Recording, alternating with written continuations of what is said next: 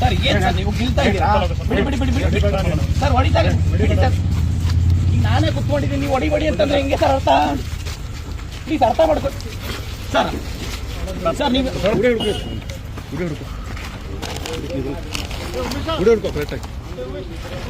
ಮಾಡಿದ್ರೆ ಅರ್ಥ ಆಗುತ್ತೆ.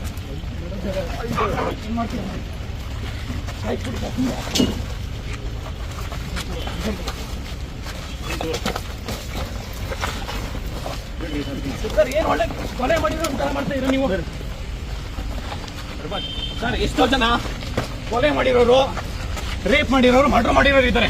ಪ್ರಯೋಜನ ಇದೆ ಅಂತೇಳಿ ಸರ್ ಪ್ಲೀಸ್ ಅರ್ಥ ಮಾಡ್ಕೊಳ್ಳಿ ಸರ್. ನಾನು ಬರಲ್ಲ, ಪ್ಲೀಸ್ ಅರ್ಥ ಮಾಡ್ಕೊಳ್ಳಿ ಪ್ಲೀಸ್ ಸರ್.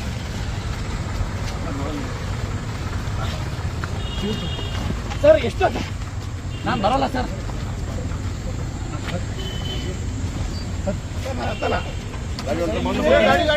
ಏನ್ ತಪ್ಪು ಮಾಡಿದೀವಿ ಅಂತ ಸರ್, ಏನ್ ಹೇಳಿ, ಏನ್ ತಪ್ಪು ಮಾಡಿದೀವಿ ಅಂತ ನೀವು ಮಾಡ್ತೀರಾ ಸರ್? ಎಷ್ಟೋ ಜನ ಕೊಲೆ ಮಾಡಿರೋರು, ರೇಪ್ ಮಾಡಿರೋರು ಇಂಥವ್ರನ್ನ ನೀವು ಅರೆಸ್ಟ್ ಮಾಡಿ ಅವ್ರನ್ನೆಲ್ಲ ಬಿಟ್ಟು ಇವತ್ತು ಗಾಂಜಾ ಕೇಸಲ್ಲಿ ಸರ್ ನೋಡಿ, ದಯವಿಟ್ಟು ಅರ್ಧ ಕಾಲಕ್ಕ ಮುಡ್ಬಿಡಿ ಸರ್, ಕೈ ಕಾಲೆಲ್ಲ ಮುಡ್ಬಿಡಿ, ಕೈ ಕಾಲೆಲ್ಲ ಮುಡ್ಬಿಡಿ.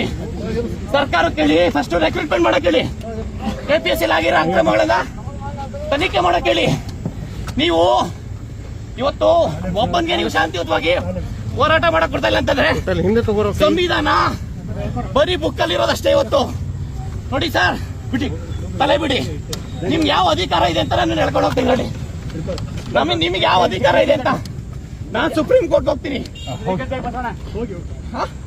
ಹೋಗಿ ಅಲ್ಲ ಸರ್, ಅರ್ಥ ಮಾಡ್ಕೊಡ್ತೀನಿ. ಇವತ್ತು ಶಾಂತಿಯುತವಾಗಿ ಹೋರಾಟ ಮಾಡೋಣ. ನೀವು ಅತ್ತಿಕ್ಕಂತ ಕೆಲಸ ಮಾಡ್ತಾ ಇದ್ದೀರಾ. ಇವತ್ತು ನೀವು ಸುಮ್ಮನೆ ಇವತ್ತು ನಾವು ಲಕ್ಷಾಂತರ ಜನ ವಿದ್ಯಾರ್ಥಿಗಳು ಕರೆದಿಲ್ಲ. ಒಬ್ಬರಿಗೆ ನೀವು ಬಿಡಿ, ತಲೆ ಬಿಡಿ.